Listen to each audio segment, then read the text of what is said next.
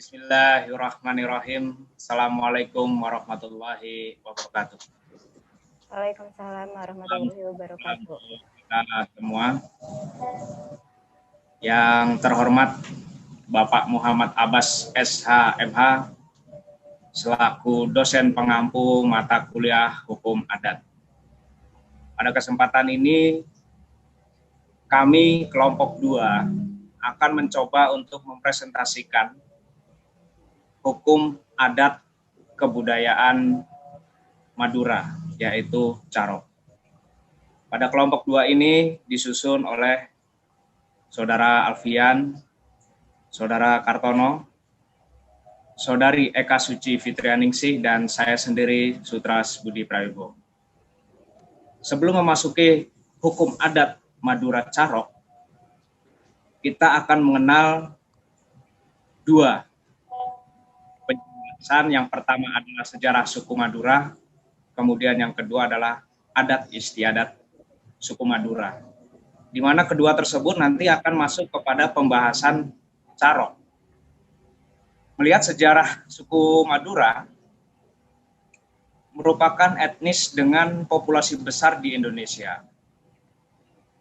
Mereka berasal dari Pulau Madura dan pulau-pulau sekitarnya. Sejarah Madura dimulai dari perjalanan Arya Wiraraja sebagai adipati pertama di Madura pada abad ke-13. Dalam kitab Negara Kertagama mengatakan bahwa Pulau Madura semula bersatu dengan tanah Jawa. Ini menunjukkan bahwa sekitar tahun 1365 orang Madura dan orang Jawa merupakan bagian dari komunitas budaya yang sama.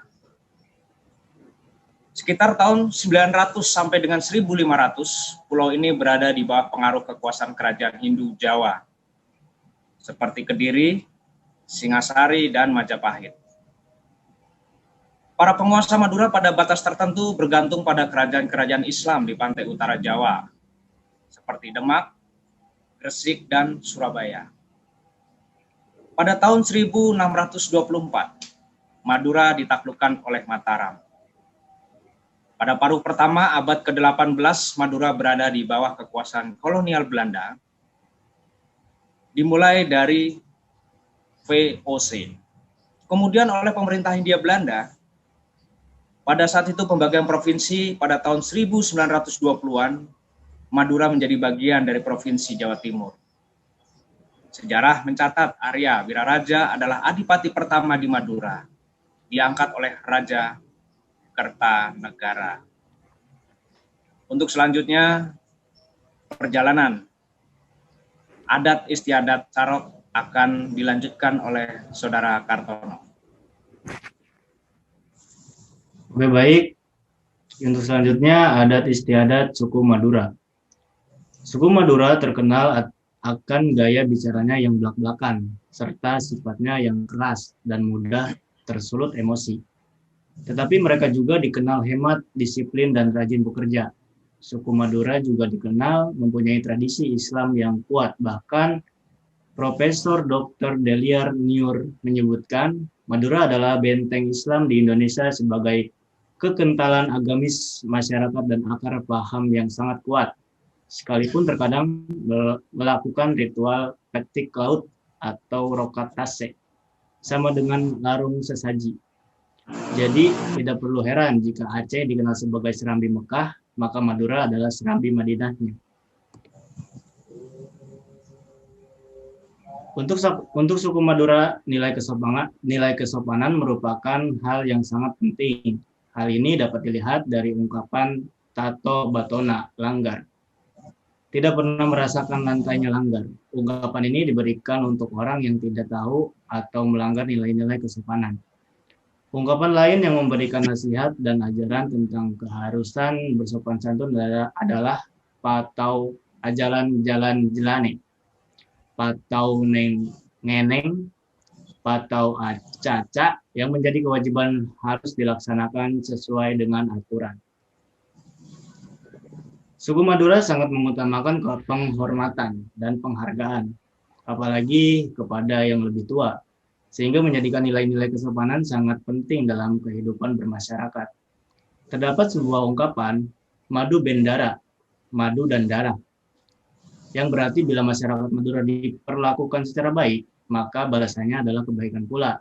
Sebaliknya, bila diperlakukan secara sewenang-wenang dan tidak adil, maka balasannya jauh lebih berat, bahkan dapat menimbulkan pertumpah darahan.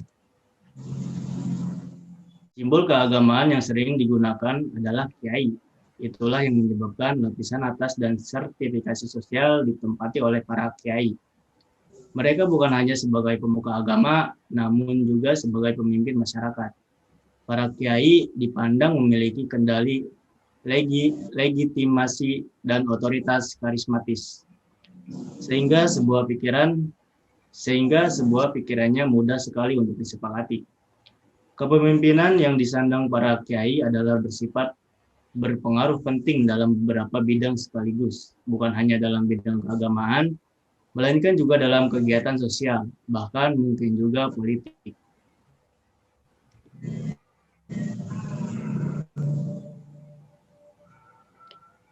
Masuk ke Carok Madura.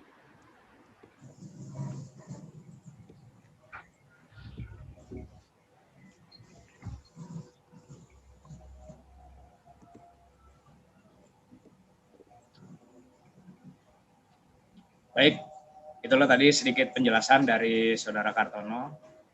Selanjutnya untuk memasuki adat istiadat Carok dilanjutkan oleh Saudara Alfian. Kami persilakan, Pak. Baik, itu Carok. Carok merupakan pertarungan yang disebabkan karena alasan tertentu yang sangat ekstrim yang menyinggung masalah harga diri klan dengan menggunakan senjata. Tidak ada peraturan yang resmi dalam pertarungan semacam ini, karena Carok merupakan tindakan yang dianggap negatif dan kriminal serta melanggar hukum yang berada di Indonesia. Akan tetapi dengan cara seperti ini, suku Madura mempertahankan harga diri dan keluar dari masalah yang lebih. Penyebab dilakukannya Carok, salah satu prinsip masyarakat Madura yaitu membalas sesuatu sama persis dengan yang diterimanya. Bila ada anggota keluarganya yang terbunuh, maka keluarganya juga akan membalas dengan cara yang sama. Oleh karena itulah dilakukanlah Carok. Pemenang Carok selalu menyimpan baju dan senjata lawan yang dibunuhnya dan kemudian memberikannya kepada keluarga atau kerabat dari pelaku Carok yang terbunuh. Tujuannya adalah untuk membalaskan atas kematiannya. Hal ini membuat Carok menjadi sesuatu yang diwariskan secara turun-temurun. Dalam perkara sengketa, Carok dijadikan sebagai cara terakhir untuk menyelesaikan masalah. Pihak yang bersengketa akan mengadakan musyawarah terlebih dahulu untuk mencapai kesepakatan damai. Jika tidak mencapai kesepakatan, barulah dilakukan Carok. Baik, setelah tadi disampaikan oleh Saudari Eka, tanya dengan apa itu Carok, kemudian penyebabnya. Di sini kita juga harus perlu tahu tata cara untuk melakukan Carok. Karena Carok dapat dilakukan dengan dua cara, yaitu ngonggai dan nyilep. Ngonggai itu sendiri menentang lawan secara terang-terangan dengan mendatangi rumahnya. Sedangkan nyilep yaitu menyerang lawan dari samping atau dari belakang saat dalam keadaan lengah. Di sini ada dua cara yang mereka lakukan. Jadi ketika kita bertemu dengan lawannya, maka tidak ada lagi satu tantangan. Berbeda halnya dengan ngonggai tadi. Di sini nyilep langsung memberikan serangan kepada pihak lawan tanpa diketahui oleh lawannya itu sendiri. Nah, Carok juga dapat terjadi secara mendadak tanpa ada persiapan sebelumnya. Seperti apakah itu terjadi? Nah, pada saat adanya pelecehan harga diri secara tiba-tiba. Carok secara terang-terangan memerlukan 3 syarat, yaitu kadikdayan, tampeng sereng, dan banda. Kadikdayan itu sendiri berarti pihak yang akan berkelahi harus memiliki kesiapan secara fisik dan mental, yaitu bela diri dan keberanian. Sehingga seorang Carok itu harus mempunyai satu karakter yang mampu menghadapi lawan secara terang-terangan. Jadi kadikdayan itu adalah kemampuan dari si pelaku Carok itu sendiri. Kemudian yang kedua adalah tampeng sereng. Tampeng sereng ini adalah memiliki kekebalan tubuh dari para pelaku itu sendiri. Sedangkan banda adalah biaya yang harus disiapkan untuk memulai carok. Mengapa harus memerlukan banda? Karena digunakan untuk membayar seperti tadi, tamping sereng, dia harus membutuhkan kekebalan, maka dia harus ke tempat-tempat para spiritual untuk membiayai kematian daripada pelaku carok itu sendiri. Ketika terbunuh, kemudian yang dibunuh itu harus menanggung keluarganya, maka biaya tersebutlah yang akan digunakan. Sehingga carok hanya dilakukan jika pihak yang akan berkali telah menerima persetujuan dari pihak keluarga. Nah, disinilah ketika tidak ada persetujuan dari pihak keluarga, maka carok tersebut tidak akan terjadi. Pembahasannya adalah secara musyawarah. Namun ketika musyawarah itu tidak ditemukan, maka terjadilah kesepakatan terakhir, yaitu carok. Jadi sebelum carok dimulai diadakan tukar celurit dan penyampaian pesan kepada pihak keluarga masing-masing. Sehingga apabila terbunuh tidak ada lagi tuntutan dari kedua belah pihak. Itu adalah merupakan salah satu kesepakatan dari masing-masing pihak keluarga. Nah, kemudian apa sajakah persyaratan untuk melakukan carok?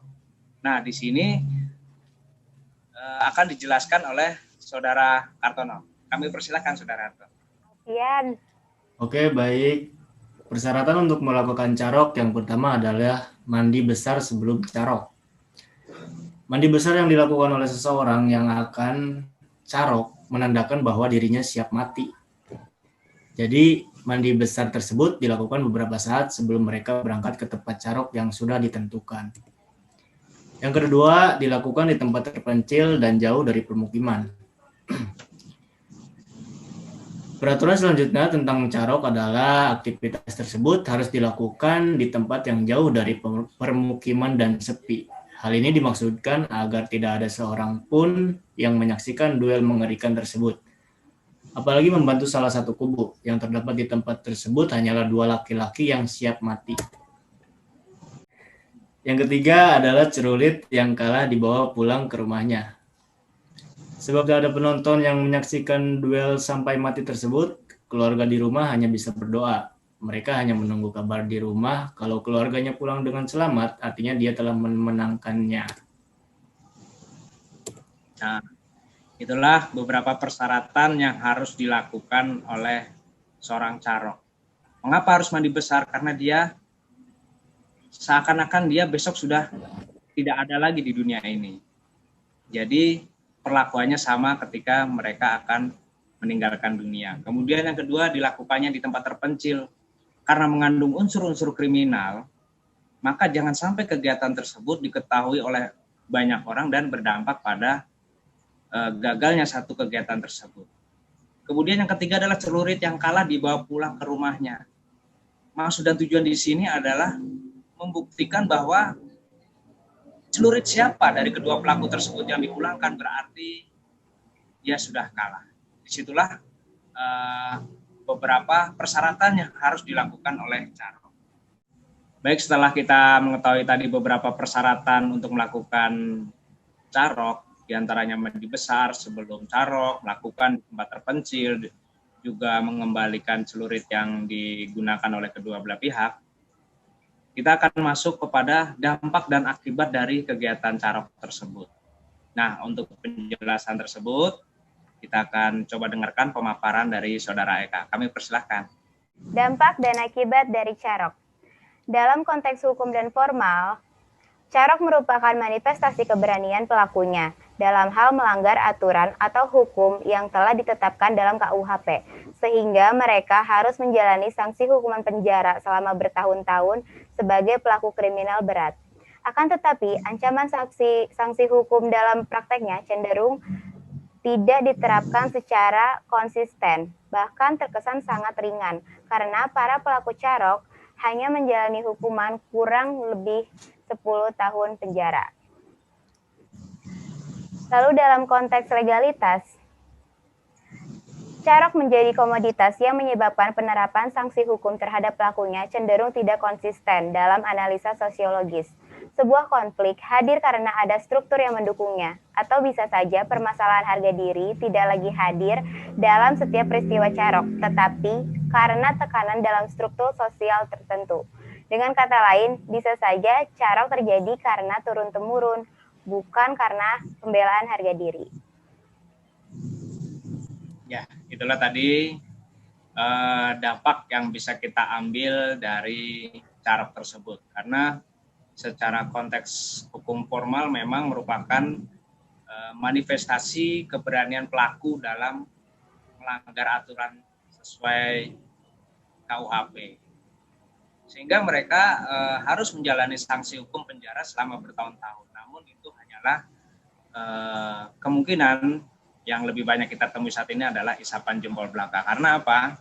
Adanya kesepakatan baik dari hukum adat itu sendiri, kemudian para tokoh masyarakatnya yang menyatakan bahwa carok adalah satu kegiatan yang wajar, bukan berarti melanggar satu aturan hukum. Begitupun dalam konteks legalitas. Sehingga mereka merupakan manifestasi keberanian dan menjadi komoditas yang menyebabkan penerapan sanksi hukum terhadap pelakunya cenderung tidak konsisten. Nah, itulah ada beberapa dampak dan akibat dari carok. Kemudian kita juga bisa menyaksikan videonya. Memang di sini tidak kita timbulkan suaranya karena memang itu akan berdampak pada suasana yang mencekam. Jadi kita hanya kita silent saja suaranya. Nah, dari penjelasan-penjelasan rekan-rekan saya tadi di atas bahwa kita ambil kesimpulan carok adalah tindakan pembalasan dendam yang disebabkan oleh pelecehan harga diri seseorang terhadap orang lain. Tindakan pembalasan dendam ini dilakukan dengan adu duel atau menggunakan senjata ciri khas mereka yaitu celurit. Nggak ada korban yang mati, 1 lawan 1 dan antara lelaki. Bisa saja dilakukan secara massal atau carok massal, namun jarang terjadi. Motivasi carok adalah pelecehan harga diri, terutama masalah perempuan, istri, dan anggota keluarga. Pertahankan martabat, perebutan harta warisan, dan pembalasan dendam karena kakak kandungnya pun ikut dibunuh. Carok adalah solusi bagi masyarakat Madura dalam menyelesaikan sebuah konflik. Karena sejarah yang sudah berabad-abad lamanya membentuk mereka untuk tidak meyakini dan mempercayai pengadilan atau hukum yang berlaku pada saat ini. Carok mungkin bukan peredam konflik, tetapi salah satu unsur carok yaitu remo dapat menjadi peredam konflik karena merupakan tempat berkumpulnya para jagoan desa. Pada zaman sekarang, carok bagi masyarakat Madura bukanlah dianggap sebagai perbedaan yang perlu dinilai negatif atau dipertentangkan. Mengingat carok sendiri adalah merupakan penyelesaian sengketa yang mutlak, dalam arti masih dilakukannya penyelesaian secara damai. Sebagai antisipasi terjadinya carok tersebut, yakni dengan jalan melibatkan ulama atau tokoh agama setempat yang menjadi panutan dalam masyarakat sebagai pihak ketiga dalam upaya menyelesaikan permasalahan tersebut. Mungkin itu kesimpulan yang dapat kami ambil pada kesempatan kali ini dari kelompok 2 mencoba untuk mempresentasikan kebudayaan carok berasal dari Madura. Kurang lebihnya mohon maaf. Billahi taufiq wal hidayah. Wassalamualaikum warahmatullahi wabarakatuh.